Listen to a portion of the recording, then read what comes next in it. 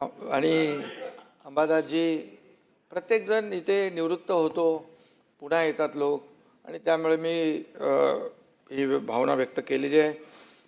त्यामुळे आणि मुख्यमंत्री म्हणून जेव्हा या महाराष्ट्रासारख्या मोठ्या राज्याचा मुख्यमंत्री म्हणून मला काम करण्याची संधी मिळाली, त्यावेळेस या सर्वोच्च सभागृहामध्ये देखील विरोधी पक्षनेता म्हणून काम करण्याची संधी अंबादास यांना मिळाली।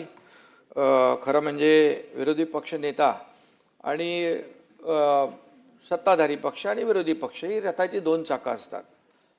आणि आता जरी विरोधी पक्षाकडे संख्याबळ कमी असलं तरी सुद्धा विरोधी पक्ष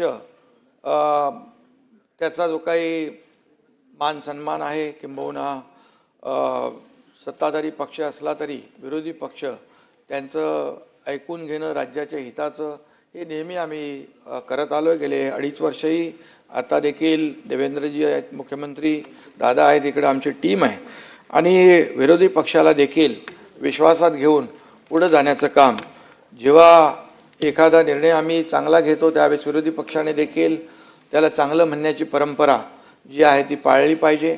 आणि जेव्हा कुठे सरकारकडून काही त्रुटी राहत असतील त्यावेळेस ते सांगण्याचं देखील काम अंबादास यांनी यावेळेस केलं। आणि म्हणून